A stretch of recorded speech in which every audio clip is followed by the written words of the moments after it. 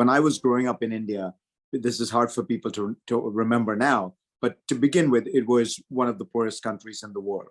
Per capita income in India in the 1970s, when I was sort of conscious of this kind of thing and making decisions, was probably around $200.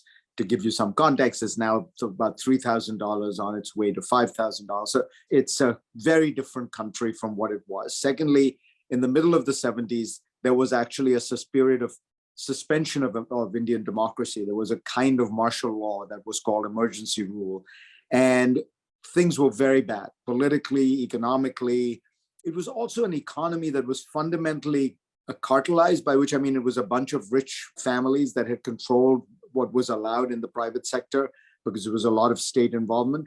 And so you didn't feel as a young person that the canvas was very open and hospitable unless you came from a family that was already set up and rich. And while my parents were upper middle class professionals, my dad was a politician, my mom was a journalist, they were salaried folk.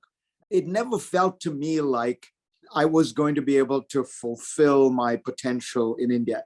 But I have to say, I wasn't like desperate to get out or anything like that. What happened was I got a scholarship to Yale.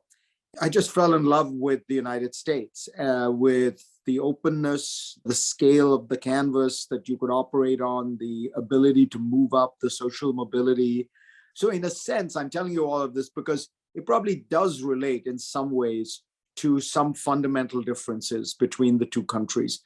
America is a much more open society. It's much easier to move up, sideways, in all ways. It's much easier to express yourself as an individual, to be yourself in America than anywhere else. Now, some of that is not about the Constitution and the political structure. Some of that is that America is a new society, as the famous book called Notes on American Farmer by Hector St. John de Crèvecoeur, who talks about the new person that America is creating. Not a Frenchman, not an Italian, not an Englishman, but this entirely new person who has no past. When people talk about the glories of community, I sometimes feel like I came from a country which had a lot of community.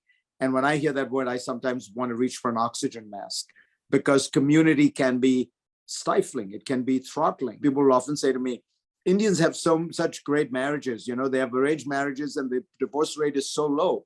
And I'm like, yeah, it's because most of the women in them are miserable, but they're trapped. They can't get out.